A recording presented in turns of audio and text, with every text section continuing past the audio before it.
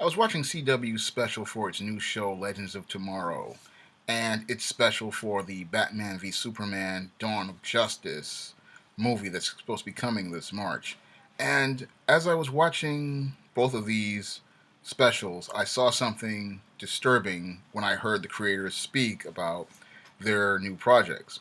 Now, in both of the specials, I heard these creators and producers talking about these superhero characters and saying that they were gods. And this is something I also heard in the Avengers Age of Ultron movie last year. This was right in the movie that the superheroes start comparing themselves to gods. And this whole concept shows how backwards many of these creators and producers truly are regarding superheroes and superhero characters. These creators and producers, in their efforts to deify these characters, pretty much show that they are too emotionally attached to these characters, too close to these characters, and are too personally connected to these characters. Now, a fantasy creator like myself, we have to be objective when we present characters in a story. And I'm not seeing that objectivity with these creators because when you deify fictional characters, there's something wrong here. Now, yes, superheroes are a part of American mythology. They are a part of a legend. And that does not mean you deify them. They are not gods. And in America, people really don't like the idea of somebody being a god over somebody. That's a very disturbing concept when you have a country where people um, live by the statement of freedom of religion and freedom of expression. And when I look at these creators and the way they present these characters and talk about these characters and deify them, it looks like to me they're approaching the character from a very subjective perspective, and they're looking at the character up from a place that they've put above them. They have these heroes on a pedestal. And that's, again, a very subjective place to be, and it's a very dangerous place to be because you're looking up at this character as some sort of perfect and infallible person. And no one should be a god over other people, even a fictional character. And this is coming from a guy who has written gods, demons, vampires, and other assorted characters. I do not see them as incredibly powerful creatures, and I don't put them on a pedestal above anyone else. When I write gods like the Isis character in the Isis series, or demons like the East Team character in the East Team series, I don't see them as above anyone else. No, I see them from a humanized perspective. I see them from a balanced and objective perspective. I don't see them as more powerful than us or greater than us. Instead, I look for the humanity in that character. And the reason why I look for humanity in characters is because I believe that's what's going to make them more relatable to us. That's going to allow us to connect with them. That's going to allow us to relate to their experiences. And that's going to allow the reader to have the best reading experience possible. Because I want the reader to come out of the story with something that they can learn from the character and their adventures and their experiences. I want the reader to come out of the story learning something that they can apply to their own lives. And when I write my type of stories, I don't see, again, gods as, above people. I don't see them as perfect beings. I don't see them as infallible. I see, the flaws in people, and I see the flaws in people because I want, again, people to see the rough edges that these characters have so that they, again, can connect with them and they can relate to them and their experiences and see themselves in their experiences. I don't want to create, godlike characters who are above people. When I created the Isis character in the Isis series, when I created Isis, I wanted to create a flawed character. I wanted her to be this imperfect person, imperfect deity, who struggled with the things that we all do. She's, a half human, half goddess.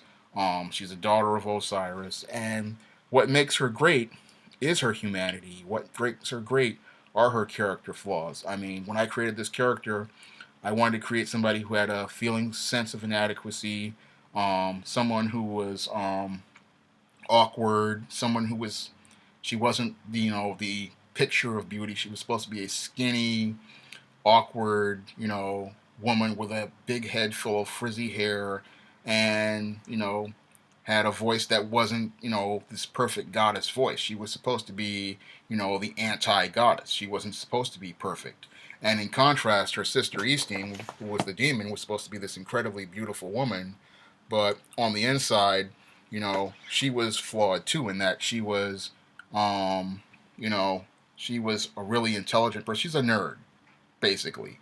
And that's basically who she is. And both the characters are not perfect people. And that's what I believe makes them really relatable to the reader. I don't want to create, these gods who are above people and think that they're better than people, or people think that they're better than them. And that's one of the reasons why I made the Isis character again, the goddess next door. I wanted to create a character who was a friend to people, somebody who people could go on and ask people for help from. And that's one of the reasons why I made her the goddess next door in the Isis series, because I wanted to make someone who, would always be there for people, be a friend to them, be someone they could talk to, be someone who they could ask for help and get help from. Because when I read superheroes back in the day, that's what I always saw superheroes as. They were the friends to the community. Yes, they had all these great gifts and these great abilities that they were blessed with, but they were using their talents and abilities to share with the community so that they could improve the quality of life for everyone. And they lived among the people because they cared about the people and they wanted to serve them. And that was a point that I made in the first ISIS book I wrote back in 1999, that, gods, as some people saw them, they saw them as these people above them, but they saw themselves as serving the people and they cared about the people. And that's what a superhero is to me. They want to serve the people, they want to serve the community. Superheroes don't get paid, to do this. They're doing it basically as a volunteer job. And when people do volunteer jobs, they don't do them because they are getting paid for it. They're doing it because they care about what they're doing. They're passionate about what they're doing. And what they're doing really means something to them from their heart. And that's why they go out and do what they do. That's why people go out and become superheroes. That's why people go out and volunteer. And that's why people, go out and, go into jobs like EMTs and law enforcement and medicine. They do it because they love it. And that's why people became superheroes. And superheroes were very rooted heavily in community. They were rooted in the concept of, being a part of a community, caring for a community, and sharing with the community. They were about helping people. When I look at old comic books that I have in my collection, that's what superheroes were. They were not, these beings that were above us and thinking that they were, better than us and doing and having people look up to them. No, that's what supervillains were. Supervillains were about, you know, wanting to be served by the people, and they saw themselves as above others, and they saw themselves as superior to others.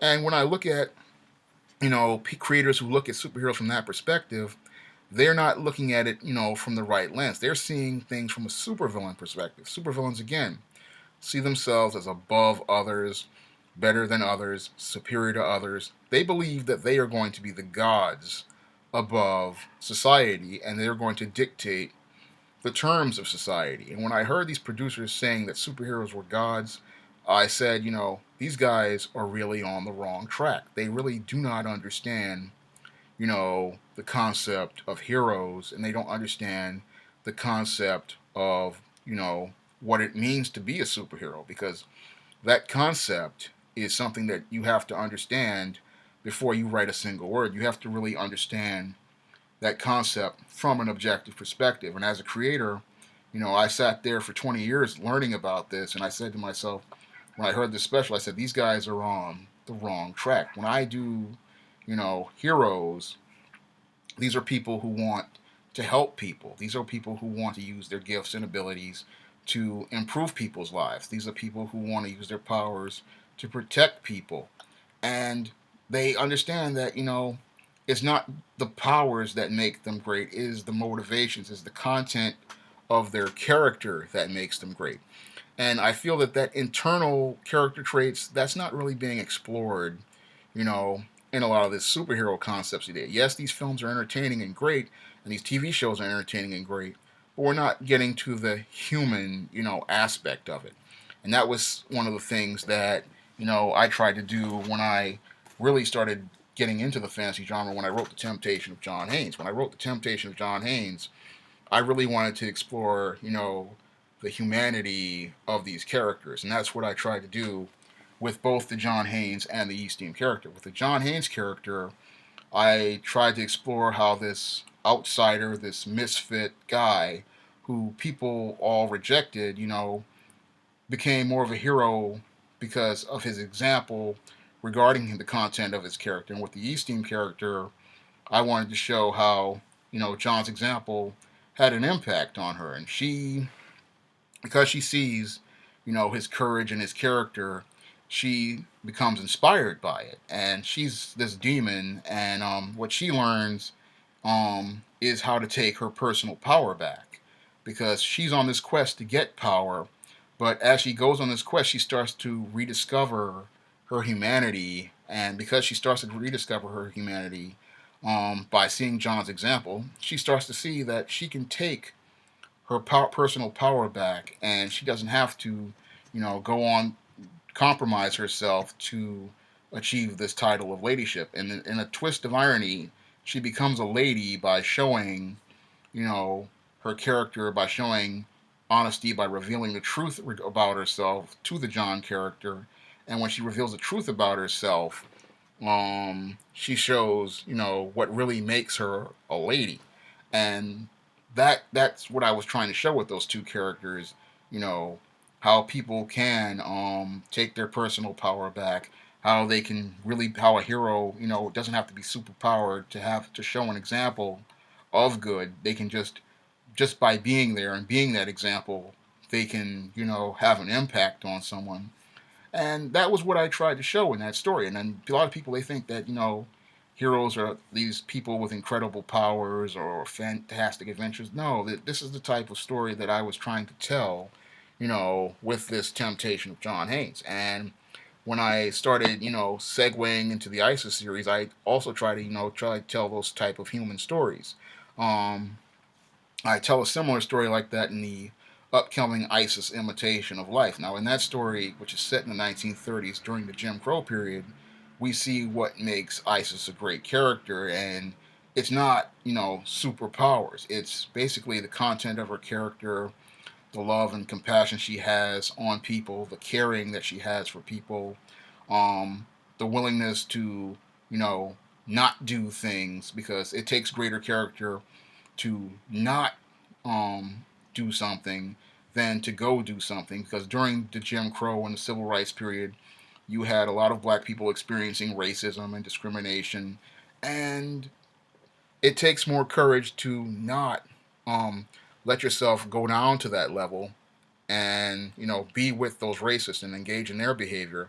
It takes more courage to not do that than to go out there and do that, and it takes even greater courage to maintain a high moral position. And that was one of the points I was trying to make with ISIS Imitation of Life. That, a race of women, because that all relates to the old African proverb that a race can rise no higher than the moral position of its women. And the ISIS character is trying to stay on a high moral position and trying to teach others how to stay on that high moral position in the ISIS Imitation of Life story. Um, and to me, showing those character flaws and those human flaws in stories like Temptation of John Haynes and ISIS Imitation of Life, to me, I feel that has a stronger impact on the reader or the audience than, if watching one of these super characters, go out here and participate in some violent battle or have them, perform some incredible feat, having them do something human that we can relate to, something we can connect with, something that will, really touch someone because it's it's something that comes from their heart. To me, that really is what a hero is. I mean, a hero, again, is looking to help others, and sometimes help isn't just stopping a bank robbery or stopping a criminal. Sometimes being a hero is just being there for someone, caring about someone, and showing an example of something. To me, that's what a real hero is. And we have heroes like that every day. I mean, you don't need a guy to put on a costume to be a hero. Now, for me, hero is who you are on the inside, and that's what a hero should be. But when I look at these creators talking about superheroes being gods, again, they're coming from the wrong perspective. They're coming from a position of looking up at these characters instead of looking directly at them. And when you're a creator, you have to look directly at that character in order for you to understand that character, to understand the approaches to that character, and to be able to create stories that the reader can relate to on a level, and stories that will present that character in a humanized perspective. And when I create stories, I'm always looking for the flaws in a character. I'm always looking for, those imperfections and those rough edges, because I believe it's those parts of the character that are going to make them more relatable and make the reader come out of the story with a better understanding of the theme of the story and something that will endear them to that character, um, and help them understand a little bit more about themselves and how the experiences of that character relate to their own personal experience. Because I want the reader to come out of the story, again, learning something from that experience of spending time with these characters. I don't want them to come in and just be entertained. I want them to learn, because when you read, you're reading to learn. You're reading to learn about new concepts, new ideas, new viewpoints, new perspectives. And a good fantasy story is going to give you that, and they're going to give you a social commentary on what's going on. And when I look at the perspective of gods, it really, it puts a picture in my mind that's really showing me that a lot of creators are coming from a really dysfunctional perspective, because I don't look at superheroes as anyone to look up to. I look at them as characters, again, that I look at from, straight in the eye. I don't look at them as somebody to look up to. I don't look at them as somebody to worship.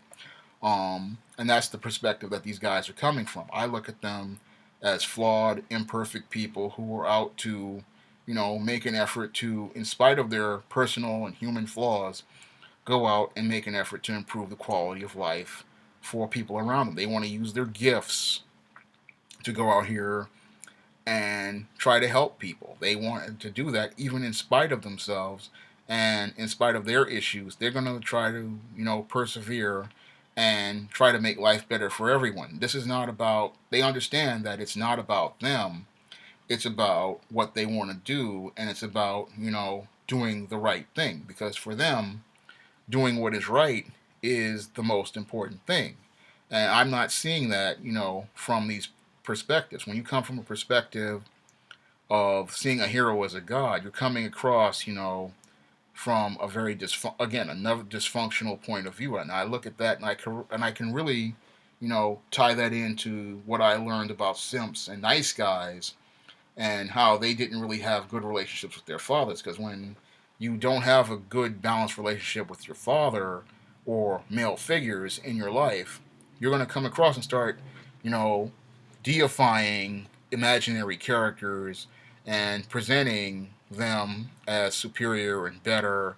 And that's not what they're supposed to be. A comic book character is basically supposed to be an ideal. They're supposed to represent ideals and examples of how we're supposed to behave, how we're supposed to act, how we're supposed to, help and serve others. I mean, their job is service. Their job is not to be looked up to be worshipped, and to be praised. And I made a very powerful point about that, in the upcoming ISIS imitation of life, regarding the whole, idea of hero worship and deifying, because that's not what they're meant to be. That's not what any hero wants to be. They don't want to be, worshipped and looked up to.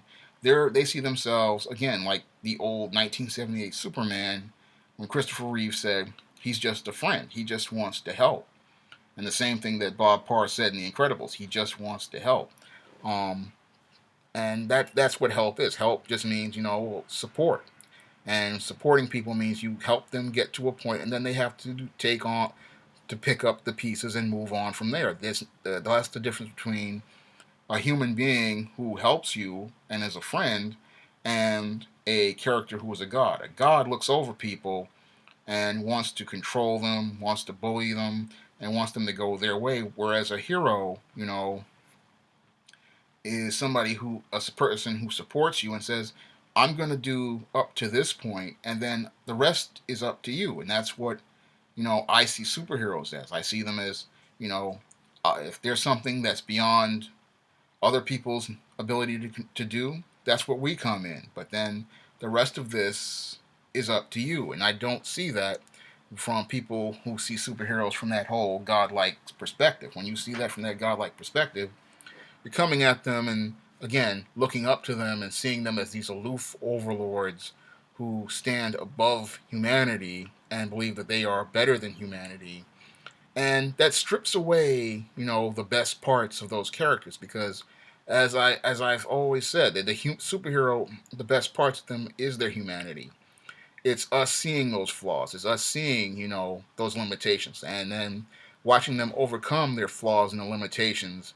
That's what makes them great. And when I write characters like your Isis or your Eastine, that's what I try to do. I always try to not show them as these super perfect, super infallible deities. Instead, I show these goddesses and demons and as just people trying to do what they believe is right, and trying to overcome their personal flaws to do the best things that they can do to help people. They want to help people. They want to do the right thing, and that's what they're trying to do. They're not trying to be, above others, believing that they're better than others. Instead, they're living right here, among people. Again, Isis is the goddess next door, and Eastine is a devilish diva, and they live right among people. They're relatable.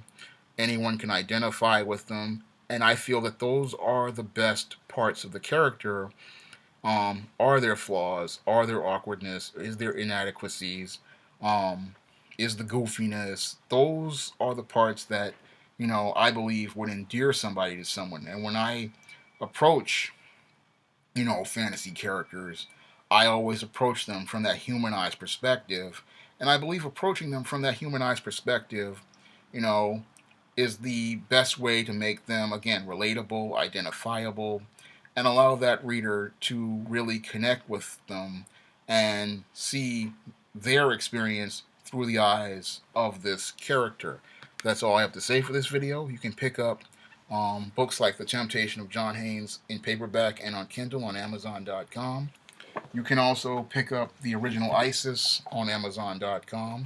And you can pick up ISIS series books like ISIS Wrath of the Cyber Goddess and ISIS Night of the Vampires on Amazon.com and Kindle and paperback.